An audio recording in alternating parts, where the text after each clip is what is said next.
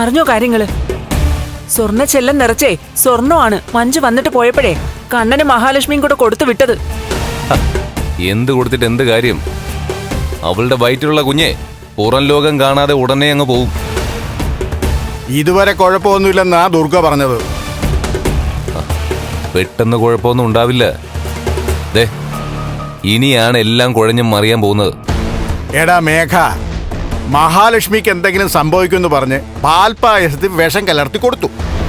അവിടെ മുത്തശ്ശിയും കരുണയും കൂടെ. എന്നിട്ട് അവസാനം കലിഞ്ഞത് ആരട വയറാടാ? അത് മാത്രമാണോ? മഹാലക്ഷ്മിയുടെ കയ്യിലിരിക്കുന്ന അയ്യപ്പ വിഗ്രഹമാ അവളുടെ ശക്തി എന്നും പറഞ്ഞ് അതിനെ കളയാൻ നോക്കിയില്ലേ പ്രതാപനും അയാളുടെ അമ്മയും കൂടെ. എന്നിട്ട് അവസാനം അവർക്ക് രണ്ടാൾക്കും അല്ലേ ഹോസ്പിറ്റലിൽ പോയി കിടക്കേണ്ടി വന്നത്. ഇത്തരം കാര്യങ്ങളൊക്കെ നമ്മുടെ എല്ലാവരുടെ മുന്നിലുണ്ട്. അങ്ങനെയുള്ളപ്പോ നമ്മളെല്ലാവരും ചിന്തിച്ചോരോന്ന് പ്രവർത്തിക്കണമെന്നാ എനിക്ക് പറയാനുള്ളത്. മഹാലക്ഷ്മിക്കും കണ്ണനും കിട്ടുന്ന ഭാഗ്യം മഞ്ജുവിന് കിട്ടണമെന്നുണ്ടോ? അവളുടെ ഉള്ളില് കുഞ്ഞിനെ കളയാനുള്ള പാനീയം ചെന്നിട്ടുണ്ടെങ്കിൽ ആ കുഞ്ഞ് പോയിരിക്കും. ഇതുവരെയും പോയിട്ടില്ലെന്നാ നിന്റെ അച്ഛൻ പറഞ്ഞേ. അമ്മയും കുടിച്ചുടനെ അങ്ങനെ പോയി കഴിഞ്ഞാലേ എല്ലാവരും അപ്പച്ചെ സംശയിക്കില്ലേ? അവളുടെ വീട്ടിൽ ചെന്നിട്ട് അവിടെ വെച്ച് പോയി കഴിഞ്ഞാൽ പിന്നെ പ്രതി സാഗറ. അവൻ മനഃപൂർവ്വം കുഞ്ഞിനെ കളഞ്ഞെന്ന് മഞ്ജു അങ്ങ് ചിന്തിച്ചോളും. ഇതൊക്കെ നമ്മുടെ സങ്കല്പങ്ങളല്ലേ മോനെ. അവനെ അവൾക്ക് ജീവനായതുകൊണ്ടാണല്ലോ അവള് പെട്ടെന്നൊരു കുഞ്ഞിനെ വേണമെന്ന് വെച്ചിട്ട് അവന്റെ കുഞ്ഞിനെ പ്രസവിക്കാൻ തീരുമാനിച്ചത്. എന്നു മാത്രമല്ല, കഞ്ചാവ് കേസിൽ അവൻ അകത്തായപ്പോ പോലും അവനെ അവൾ വെറുത്തില്ല. അവൻ നിരപരാധിയാണെന്ന് ആ സമയത്തൊക്കെ അവൾ വാദിച്ചോണ്ട് നടന്നെന്നാ കണ്ണം പോലും പറഞ്ഞത്.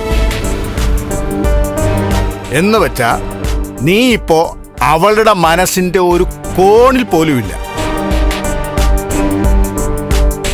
അതായത് അവളെ സംബന്ധിച്ചിടത്തോളം നീ മരിച്ചു കഴിഞ്ഞു. ഇതുകൊണ്ട് തന്നെ അച്ഛൻ ഇപ്പോഴും വീൽ ചെയറി നടക്കുന്നത്. അതേടാ, നിനക്കൊക്കെ സുഖവും സന്തോഷം കണ്ടെത്താൻ വേണ്ടിയിട്ട് ഞാൻ ഇറങ്ങി പുറപ്പെട്ടതിന്റെ ഫലമാ ഇപ്പൊ അനുഭവിക്കുന്നത്. നീ ആ തോമസ് വൈദ്യന്റെ അടുക്കലെ എനിക്കൊപ്പം വന്നപ്പോ നിന്റെ തലയിൽ നെല്ലിക്കാത്തളം വെക്കേണ്ടതായിരുന്നു. ഇനി സമയമുണ്ട്, നീ പോകുമല്ലോ. അങ്ങനെ എങ്ങനെ ചെയ്യാൻ നോക്ക്.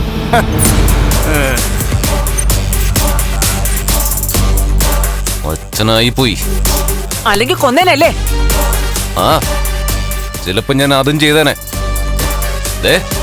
എല്ലാ കൊള്ളരുതായ്മയുടെയും വിളനിലായിരുന്നു എന്റെ അച്ഛൻ. എന്നിട്ടിപ്പോ നല്ല വിളയാവാൻ നോക്കിക്കൊണ്ടിരിക്കുക. എടാ, അതുപോലെയാടാ ഓരോരോ അനുഭവങ്ങള്. ദൈവത്തെ ഓർത്ത് സ്വാതിയുടെ കല്യാണത്തിനെങ്കിലും കണ്ണം മുഖം തിരിഞ്ഞു നിൽക്കാനുള്ള അവസരം നീയായിട്ട് ഉണ്ടാക്കരുത്. അവളുടെ കല്യാണത്തിന് അവൻ സഹായിക്കുന്നാ പറഞ്ഞിരിക്കുന്നെ. നീ ജയിലിലായതുകൊണ്ട് വന്ന ആലോചനക്കാരെല്ലാം ഇപ്പൊ കല്യാണം വേണ്ടെന്നാ വെച്ചിരിക്കുന്നെ. ആരെങ്കിലും എല്ലാം അറിഞ്ഞ് ഇനി അവളെ കെട്ടാൻ തയ്യാറാവുകയാണെങ്കിൽ എന്തെങ്കിലും കൂടുതലൊക്കെ ചോദിക്കും. ആ സമയത്ത് അച്ഛനും മോനും പാപ്പരായതുകൊണ്ട് അവന്റെ സഹായം ഉണ്ടായേ പറ്റൂ. അതും കൂടി ഇല്ലാതാക്കരുതെന്നാ ഞാൻ പറയുന്നേ.